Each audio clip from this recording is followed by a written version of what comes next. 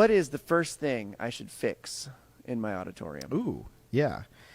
I think we've addressed certain issues in other episodes, but I would say, like, if we're talking holistically, starting from the top, maybe you've identified that something's not working correctly.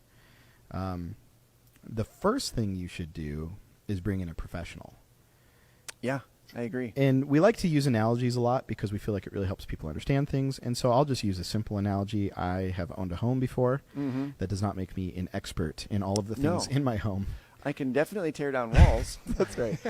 But, like, if you want me to rewire the electrical in my house, I'm going to hire somebody to do that. I'm going to call a professional, and I'm going to say, listen, my dishwasher's not working.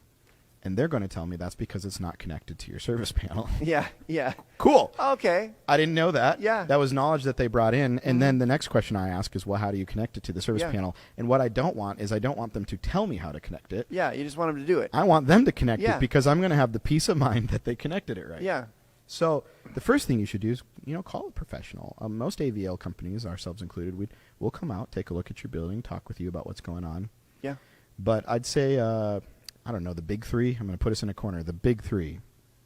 And the first one, oftentimes, that gets overlooked is acoustical treatment. Yeah.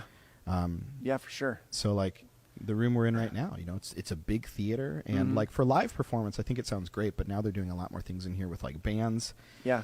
Amplifying more stuff. Whenever you put a PA in a room, you're exciting the air. Yeah. And if you don't have any sound treatment on your walls, you're going to get lots of excess think about how many times you've walked into a noisy gym to try to have a conversation, and it just doesn't feel right. But then you walk into a quiet room, feels comfortable, and it just everything is more comfortable.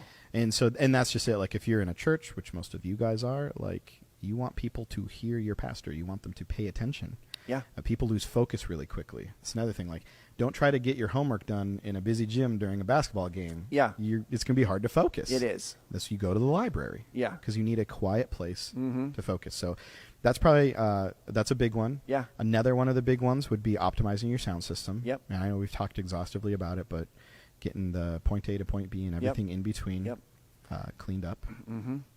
I'm going to throw point 3 to you. I had 2 points. Oh man, you took the good ones. Oh, okay. No, okay. So another, I would say it depends because every church is a little different. But a lot of times lighting is really bad. Ooh, because people think they need new cameras when really they just need to light things a little more evenly and all that kind of stuff. So, I mean, honestly, if you change those things, you tame the room, you optimize the sound system, and you make sure the light is all good. That usually takes care of most things. And that's what's so funny is if you ask what we as a sound company that primarily works in churches, I mean, we're called Sound in Church. We put it in our name. Those are the top 3 things we're putting on bids all day long. Yeah. And we've become experts in those fields. Yeah. We are really acoustic panel experts now. We've deployed them in so many churches. Thousands. I'm thousands of them. Such good results. Yeah. Here's a fun story to end this discussion. We just finished up a church that ended up taking a lot longer than it needed to because of supply chain issues. And so what happened is we slowly did it. This is a church that we had built a very large bid for. Yeah. They wanted a total transformation. And so we got all the gear ordered, but we found out the sound system was going to take 4 months to come in. And we said, well, we could put the sound panels in next week, at least get that part done. Yeah. And so they're like, great. So our team comes out, smashes it. We get all the sound panels on the wall. And I get a phone call the next week from their audio tech director, and he's like, this sounds amazing. Yeah. We hadn't even changed any of their sound gear yet. We literally just put sound panels on the wall. Yeah. And obviously, like, when you work with a company like us, we deployed them correctly. It's the right panels in the right spots. Amount. Yep. Like, and that's people get into trouble sometimes with DIY again because you don't know exactly what you might need.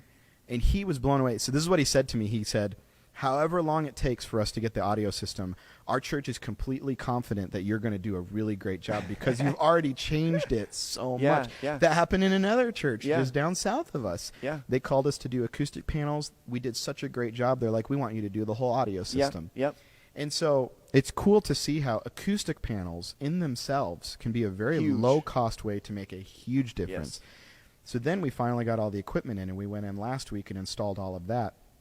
And you were out of town, and I had the pleasure of doing the training for once. Yeah. And so I'm sitting at front of house with the tech director, and I said, listen to this. And all I did was turn just a standard track up in our brand new sound system we put in. Yeah. And his jaw dropped. I mean, Yeah. literally, he's just like, wow, What in the that's world? amazing. It's crazy. And it really transformed their whole church. And the other cool thing about that was we brought such a high fidelity to the system, then it pointed them in the direction they needed to go. You know, he came to me and he's like, I think we need to upgrade our wireless mics. Sure. And all of a sudden, it wasn't like me even having to tell him, because we brought them into a new space where they're like, we can hear, you know. Yeah. And you start making logical choices and really Yep. building a system. Yep.